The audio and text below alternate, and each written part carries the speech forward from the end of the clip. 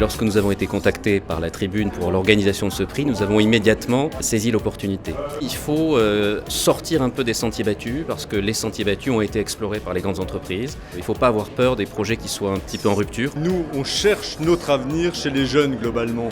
Et puis on a choisi, nous, de soutenir la catégorie services parce que dans notre activité, on est marketing et services. Et le service au client est vraiment dans nos gènes. J'ai donc le plaisir ce soir de remettre le prix du Green Business. Et pour moi, le Green Business, c'est vraiment le business de la transformation. On pense qu'on est en période de crise, en réalité nous sommes en période de transformation. Et pour se transformer, pour que les modèles économiques évoluent, je pense que ça passe par les jeunes entrepreneurs. C'est vrai que Orange, qui est évidemment du côté de l'innovation, évidemment, par choix et par nécessité, et qui essaye aussi de soutenir les jeunes, qui a plein d'actions dans le soutien des startups, c'est assez logique d'être présent ce soir. Notre pays est un des pays parmi les plus créatifs.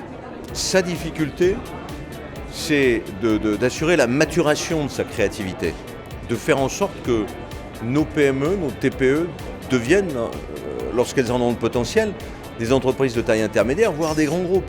Moi, je suis persuadée, en tant que femme de gauche, que l'on peut soutenir l'entrepreneuriat, que l'entrepreneuriat est une forme de promotion sociale, d'ascenseur social aujourd'hui, et je souhaite que cette fenêtre soit ouverte au plus grand nombre. Donc c'est aussi pour cela que je souhaitais être présente ce soir et pouvoir assister à la remise de ces prix.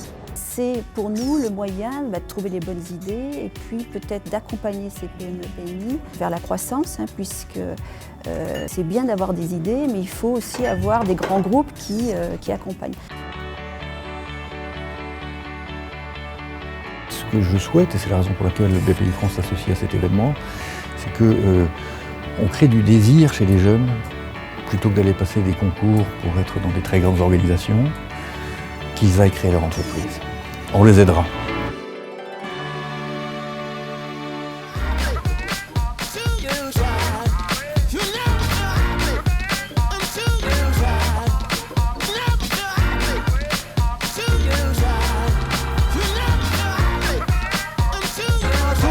Bonsoir, soyez les bienvenus au prix national du jeune entrepreneur 2013 sous vos applaudissements, mesdames et messieurs.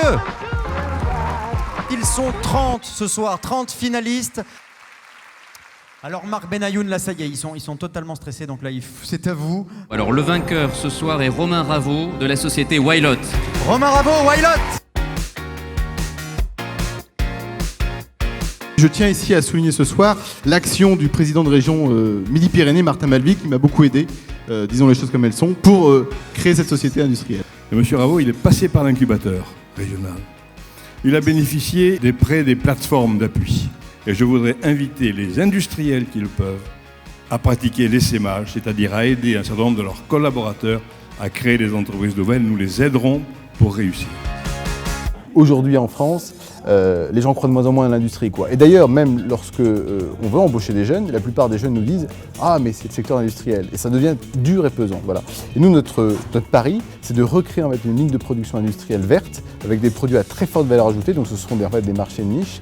Et ça, nous pensons que ça va redynamiser donc, le territoire, mais surtout le territoire français. Voilà. Enfin, c'est notre souhait. C'est donc à la ministre Christine Albanel d'annoncer le vainqueur. Ils sont stressés, on vous écoute. Le vainqueur est une jeune femme, Angélique Zetor.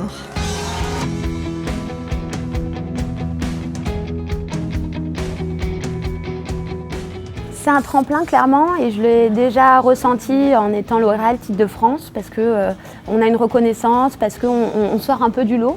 On est une société qui a quand même une activité très spécifique, expertise Android, ça parle pas à tout le monde. Et là, faire partie de ce prix-là, oui, c'est super, ça nous permet de nous faire connaître et d'être en contact avec des gens brillants qui vont nous aider aussi pour la suite, donc c'est chouette. Nicolas Dufourcq, c'est à vous donc que revient la tâche de révéler le vainqueur dans cette catégorie. C'est Sarah Dufour et Gérald Lévy de Cyclopolitain. On est surpris parce qu'il y avait de très très belles entreprises en compétition à côté de la nôtre. On est heureux de voir que notre audace a été récompensée. On est très fiers parce que dans le concept qu'on défend, c'est-à-dire une nouvelle forme de mobilité, on a besoin d'attirer l'attention des médias, on a besoin de reconnaissance parce que c'est difficile de faire changer les habitudes. Et nous, avec nos petits moyens, avec notre volonté, on essaie de faire changer ces habitudes-là.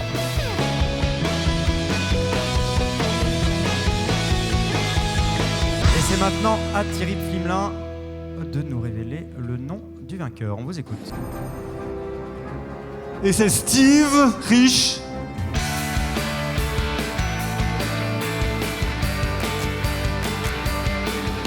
C'est vrai que c'est quelque chose qui va porter le projet encore un petit peu plus loin que l'Alsace. Gagner à Paris, c'est une vraie marque quelque part aussi pour moi et pour toutes ces entreprises qui m'ont fait confiance. Donc je pense que ça va me permettre de développer plus rapidement l'entreprise et de créer, j'espère, plus d'emplois encore. Vous savez, à la Tribune, on est un journal, on se dit souvent anti-conservateur. Je crois que c'est ce côté-là, ce côté à la fois démiurge de l'entrepreneur qu'on veut montrer ce soir, le créateur, et celui qui a la prudence, qui veut durer, parce que rien ne peut se passer sans la durée. Catherine Cros, c'est à vous de révéler le vainqueur, le lauréat dans cette catégorie. On vous écoute. Eh bien, la lauréate est Domiti Flichy de Farinez-vous. Je souhaite que dans la boulangerie, on puisse créer aussi un petit peu autrement, et dans la restauration aussi, malheureusement, il manque des emplois, mais il y a une vraie réflexion à avoir autour du management, de la gestion des ressources humaines. J'espère pour ça que ce prix pourra avoir une notoriété et pourra peut-être essayer de diffuser un peu, et c'est pas juste...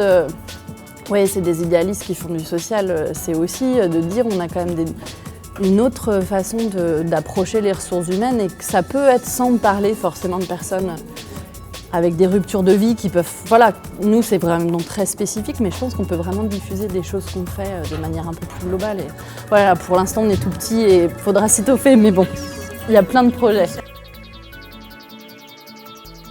Jean-Yves Forel, c'est donc à vous que revient la tâche d'annoncer cette bonne nouvelle pour le dernier prix de la soirée. Alors le prix spécial du jury est remis à Spartou et à Boris Saragaglia. Alors hélas, Boris Saragaglia est hospitalisé en ce moment, il a un souci de santé, donc on lui souhaite évidemment un prompt rétablissement. Il s'en excuse d'ailleurs. L'écosystème de la start-up en France est assez florissant. Comme on a pu le voir ce soir, les exemples de réussite sont très nombreux. Merci à tous d'avoir été présents ce soir. C'était le premier prix national du jeune entrepreneur. J'espère vous retrouver en 2014. J'ai adoré ma soirée, j'ai été bluffé par le portrait de tous ces jeunes entrepreneurs. Je suis très heureux de voir que dans notre pays, il existe des gens qui entreprennent avec une force, une conviction, et ils ont réussi ce soir, je crois, à nous la transmettre. Donc j'étais très heureux et merci à la Tribune de nous avoir acceptés comme partenaires. J'étais vraiment très heureux de remettre ce prix spécial du jury. Je crois que quand on est à Paris, quand on est à la capitale, on a l'impression que tout se passe ici. Et en fait, il y a beaucoup d'initiatives dans toutes les régions.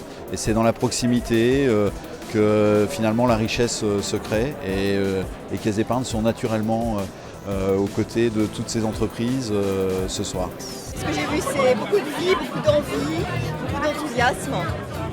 Voilà, donc ça fait du bien de la morosité qui nous entoure.